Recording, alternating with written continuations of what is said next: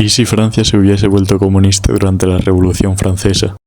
Durante la etapa republicana en la Revolución Francesa, desde 1792 a 1794, tras la ejecución del rey Luis XVI por los sansculotes, hubo un grupo a la izquierda de los jacobinos que argumentaba en contra del mercantilismo y se considera hoy en día un grupo protocomunista, existiendo antes incluso que la Revolución Industrial lo siguiera el proletariado. Este grupo ideológico no era exactamente un grupo, ya que nunca se juntó per se, no estaban organizados ni cohesionados, sino que más bien eran diputados del Parlamento con ideologías parejas. Incluso dos de sus líderes, Jacques Roux y Jean Borlet, llegaron a tener beef. Aunque los enrajes nunca fueron especialmente importantes o influyentes, dejaron de serlo definitivamente con la caída de la Convención Nacional y el Terror Blanco. Pero ¿y si las cosas no fueran así? ¿Y si los enrajes se hubieran organizado como grupo político? ¿Qué supondría su llegada al poder teniendo en cuenta las consecuencias de las guerras napoleónicas en Europa? Para empezar, los enrajes necesitarían organizarse como un partido político unido similar a los jacobinos o girondinos. Considero que el líder y fundador de este partido sería el previamente mencionado Jacques Roux. Este señor fue un sacerdote católico. Así es, un sacerdote católico protocomunista. Pero no solo eso, Roux estaba completamente pirado. Argumentaba por la ejecución de los especuladores y grandes burgueses. Ni siquiera los jacobinos llegaron a ese punto durante el Terror Rojo. Es más, el mismo Robespierre le llamó el escritor mercenario. Mi decisión de hacer Roux el líder del partido no viene solo de su sed de sangre, sino de que fue el escritor del Manifiesto de los Enrajes, más de 50 años antes del Manifiesto Comunista de Marx. Aunque siendo sinceros, el Manifiesto de los Enrajes, más que un manifiesto, es una crítica a la situación en Francia y un llamamiento a matar a los ricos. Pero Enver, ¿cómo arreglaremos las disputas entre Jean Borlet y Jacques Roux? Muy fácil, querido espectador. Los girondinos, los moderados que gobernaron de 1792 al 93, le arrestaron. Ahora solo queda que muera accidentalmente o que los rouxitas tengan algo que ver. Veréis, mientras Roux argumentaba por la cesión total de la propiedad privada por el Estado, Barlet aún tenía simpatía por los propietarios y argumentaba que la propiedad privada podía coexistir con una sociedad igualitaria mientras que se regulara. Imagina a los partidarios de Roux como los bolcheviques y a los de Barlet como los mencheviques, algo así como socialdemócratas. Ya tenemos cómo un partido enraje podría haber sido creado, pero ¿cómo llegarían al poder? No solo no eran los enrajes impopulares de forma general, sino que las personas que podían votar a diputados eran esas mismas personas que los enrajes querían matar, los ricos. Pero eso no impidió a los jacobinos llegar al poder. Tampoco debería impedírselo a los enrajes. Verás, los jacobinos llegaron al poder en una especie de golpe de estado tras el arresto de Herbet, que era un tío inspirado por Roux que arrestaron con Barlet.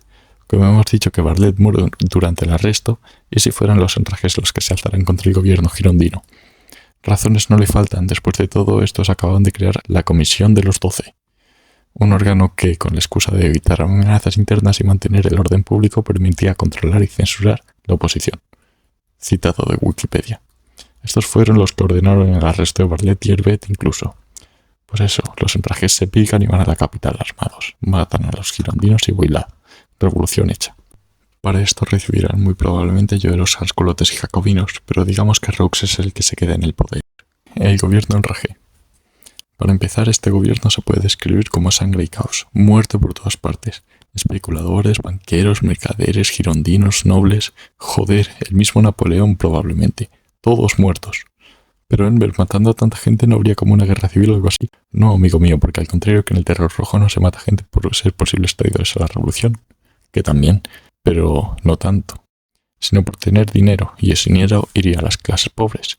Así que o los burgueses huyen de Francia o se rebelan y hay una pequeña guerra civil en la que estos son derrotados por las clases populares. Se empezaría a escribir una nueva constitución. Las propiedades privadas serían nacionalizadas y repartidas. Las mujeres tendrían derechos, se acabarían las clases sociales, o al menos en teoría.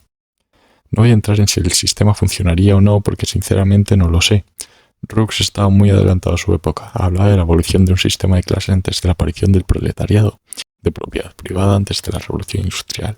El marxismo dice que para llegar al comunismo hace falta un sistema capitalista previo o algo que lo iguale para desarrollar la industria. En la Unión Soviética este sistema fue el socialismo, porque no hubo capitalismo per se previamente en Rusia, sino una especie de antiguo régimen muy pero que muy moribundo. Pues imagínate en Francia de 1793, no existe el capitalismo todavía. Adam Smith va en pañales. Por eso, para hacer de esto no decepcionante, asumiremos que el comunismo funciona y que el comunismo en el 1793 también lo hace. No de forma espectacular, pero tampoco a duras penas. Ahora está el tema que estamos en guerra. Así es, en abril de 1792 Francia declaró la guerra a Austria y Prusia, y para junio de 1793 se le habían unido España, Reino Unido, Holanda, las dos Sicilias. Una locura. Y también tenemos una pequeña guerra civil en Vendea. ¿Cómo saldrá Rox de esta situación? Pues rezando mucho, supongo. Básicamente hemos matado a todos los generales del ejército, pues estos eran nobles, y estamos masacrando a nuestra propia población. Haría falta un milagro para salir de esta. Y Rox era sacerdote, ¿no? Veréis, otra cosa que cambia de nuestra historia es la persecución de las figuras religiosas. Aunque probablemente Rox sucumba a la presión de instalar un estado laico, no habría un nuevo calendario y fiestas como bajo los jacobinos, y los estados papales no vilanizan tanto a la revolución. ¿Y si el Papa Pío VI simpatiza con los ultrajes y denuncia la guerra? Pío VI no estuvo en contra de las reformas ilustradas después de todo. Tal vez podría llegar a un acuerdo con Francia a cambio de su favor, por ejemplo la elección de un rey o la impunidad de la Iglesia. ¿Y si Jacques Rox se volviera rey de Francia en 1793, acabando con la guerra a petición del Papa Pío VI? Claro, para naciones protestantes como Gran Bretaña, Prusia, Holanda, poco tendría importancia en las palabras del Papa, pero para Austria y España lo que dice el Papa va a misa, nunca mejor dicho. Y a fin y al cabo hemos puesto un rey, ¿cuál es el problema? Rox promete relajarse con las matanzas y tal, merece la pena seguir la guerra. Es posible que haya que convencerse al mismo Rox, pues estaba un poco obsesionado con la igualdad de todos los humanos. Pero ¿rechazarías tú la corona del Reino de Francia? Además, podría ser un rey constitucional tal como el del Reino Unido, y qué importa que dejemos de matar a tantos ricos, prácticamente están ya todos muertos. Pero si Rox era un sacerdote, ¿cómo elegiremos un sucesor? Pues que lo elija el mismo Rox con el parlamento y que tenga que ser parte del clergado. Y sí, pero la cosa no acaba aquí. Primeramente, Haití no se independiza porque se deroga la esclavitud. Los ciudadanos de Haití son ciudadanos franceses con los mismos derechos que cualquier otro. ¿Y sabéis a quién no le hace ninguna gracia todo esto? A George Washington. Se deroga la esclavitud y la propiedad privada. Hermanito, mi país se basa en eso. Así que tal vez veamos intervención francesa en la guerra de 1812 entre Estados Unidos y Gran Bretaña. Tal vez suficiente como para acabar con la República, quién sabe. Y sobra decir que el fantasma del comunismo recorre Europa, pero en 1800. Aunque no veríamos tantas revoluciones en las conquistas napoleónicas, la influencia de un Estado comunista funcional torcería la ideología de muchos liberales de nuestra época, como Rafael del Riego. Hablando de Del Riego, las colonias españolas no se independizan, o por lo menos todavía. Sin una guerra civil en la península, no creo que los latinos americanos tengan mucha suerte ganando ninguna guerra de independencia, o por lo menos por ahora. El Sacro Imperio Romano Germánico sigue intacto, para bien o para mal. Eso significa que Prusia no forma Alemania, o al menos por ahora. Tampoco se unifica Italia sin las ideas nacionalistas llegando junto al ejército napoleónico. Pero no solo por eso, sino que buena suerte en una guerra contra los estados pontíficos respaldados por Francia. Hablando de los estados pontíficos, tal vez estos estén influenciados por las ideas de Rox e introduzcan ideas protocomunistas a su parecer, pero no de una forma tan radical. Sí que veo posible una expansión de estos por gran parte del norte de la península itálica. Austria refuerza sus relaciones con Francia, pero al mismo tiempo se enemistan más. Al fin y al cabo, Austria está intacta de la Ilustración, pero Francia es un estado hermano del Vaticano. Seguramente Bélgica se ha dado a Francia en signo de buena fe y porque los austrias tampoco la querían. Sinceramente, no creo que los Kaisers de Prusia simplemente se olvidaran de sus ambiciones pangermánicas, así que tal vez intentaran conseguir más influencia sobre el Sacro Imperio en una segunda guerra a los 30 años o algo así. En conclusión, si Francia se hubiera vuelto comunista, Napoleón hubiera muerto y por tanto solo les queda perder más pronto o llegar a un acuerdo de paz que alargaría el antiguo régimen.